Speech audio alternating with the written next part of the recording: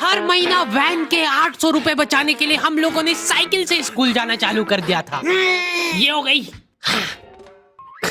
4 लौंडे थरथराती ठंड में साइकिल से स्कूल जाते हैं, ब्लेजर, टोपा, मफलर बांध बुंदा के। एक तो ये ब्लेजर बहुत अजीब था हमारे स्कूल का। 2 जेब थी हमारे ब्लेजर में और 2 ही अंदर की साइड थी। हमारे स्कूल वालों को लगा कि बाहर जेब का क्या ही यूज हो सकता है, इसलिए उन लोगों ने बाहर जेब ही नहीं दी। क्या करूं मैं इस जेब का? ठंडी लग रही है तो हाथ अंदर वाली जेब में ही डाल के चलना पड़ता था। कोनी से साइकिल चला के आते थे हम लोग स्कूल। सबको ऐसा लगता था कि हम लोग अपाहिज हैं। और फिर एकदम से हम लोग हाथ बाहर निकाल लेते थे।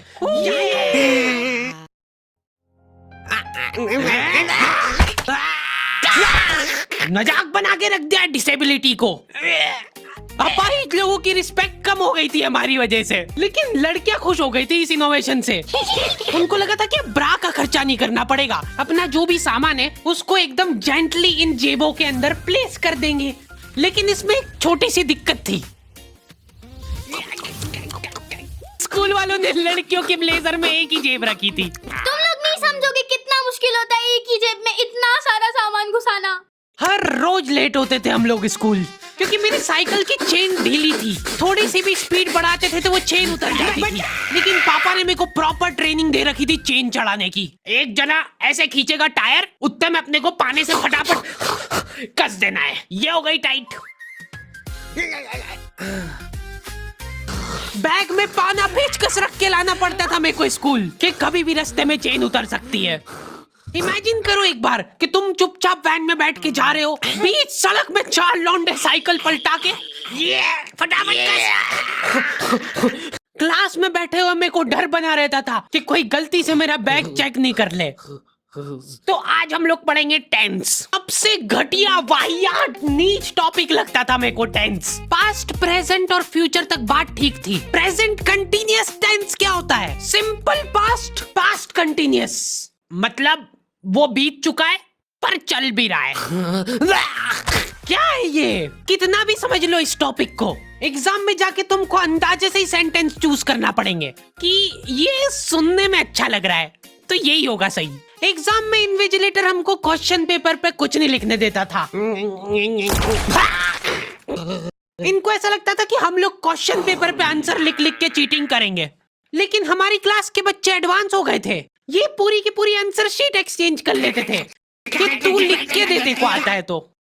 बोर्ड एग्जाम थी यार हमारी, और हमारे स्कूल वाले बोर्ड एग्जाम को बहुत सीरियसली लेते थे। अलकायदा टाइप ट्रेनिंग मिली थी हम लोगों को। एग्जाम देते हुए कहीं से भी बॉम्ब गिर सकता है, लेकिन तुम्हारे हाथ नहीं रुकना चाहिए, चाहे तुमको क्वेश्चन आता हो या ना, कुछ न कुछ लिख के ही आना है। हमारा एक ही मकसद होना चाहिए, आंसर शीट भरना। नहीं आए तो अभी कुछ भी लिख के आ जाओ। मेरे को ये नहीं समझ आता कि मैं कुछ भी कैसे लिख के आ जाऊं, मेरे को आता ही नहीं है। क्या लिखूं मैं? एक तो हमको इतना डरा धमका के भेजा गया था ना सेंटर पे, मैं नर्वसनेस में जाके अपना नाम भूल गया वहां पे। इन्विजिलेटर ने नाम पूछा, मैं सोच रहा हूँ क्या हो सकता है। बेटा नाम, नाम तुम्हारा। 2 मिनट।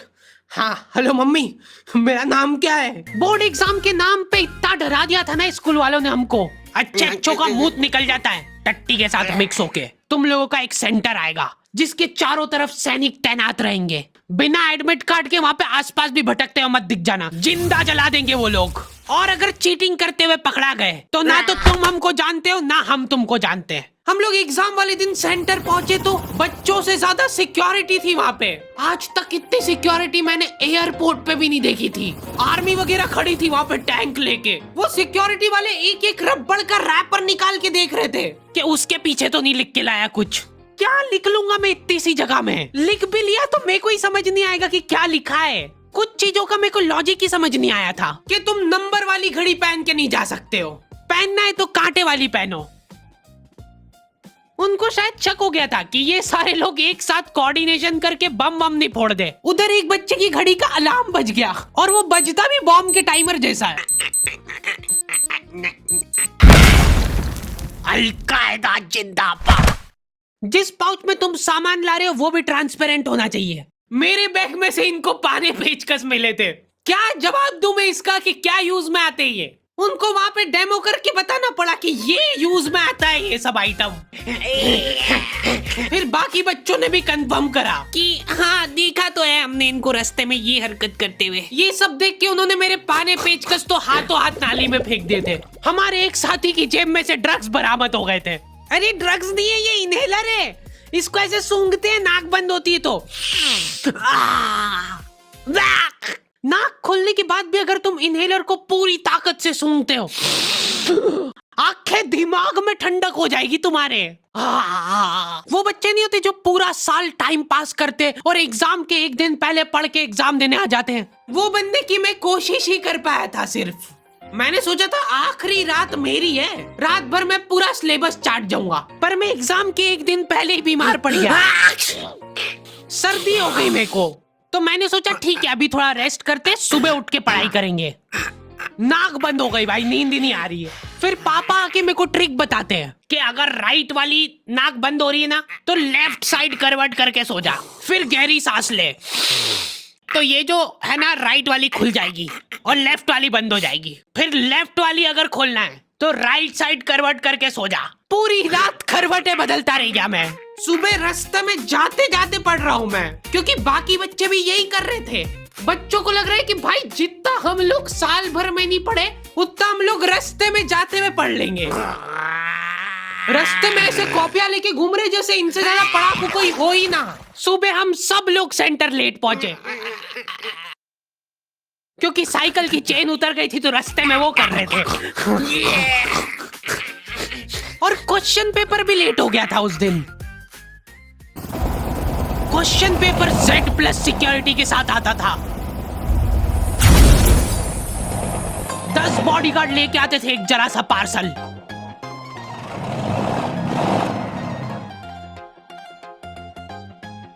और फिर देने के बाद बोलते थे ये असली पार्सल नहीं है। असली नहीं है तो जोर से भी बोल सकते हो ये असली पार्सल नहीं है। ये लोग पता नहीं किसी को तो गुमराह करने की कोशिश कर रहे थे। इनको डाउट था कि इतनी सिक्योरिटी के बाद भी कोई पेपर चोरी कर लेगा, तो ये लोग इतनी सिक्योरिटी में नकली पेपर लेके आए। असली पेपर तो एक और बॉडीगार्ड नाले में तैरता हुआ लेके आ रहा है। ये पाने पेचकस किसने डाले नाली में? ये लो। मजाक कर रहे थे हम तो, यही है असली क्वेश्चन पेपर। जाओ बांट दो फटाफट।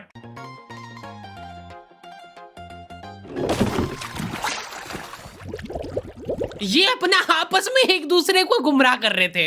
एक बार बस सोच के देखो कि ये सारी हरकतों के बाद भी अगर पेपर लीक हो गया, सोचो एक आदमी टेलीग्राम पे क्वेश्चन पेपर बेचने लग गया था, वो भी एग्जाम के महीने भर पहले से, तब तक क्वेश्चन पेपर बना भी नहीं था।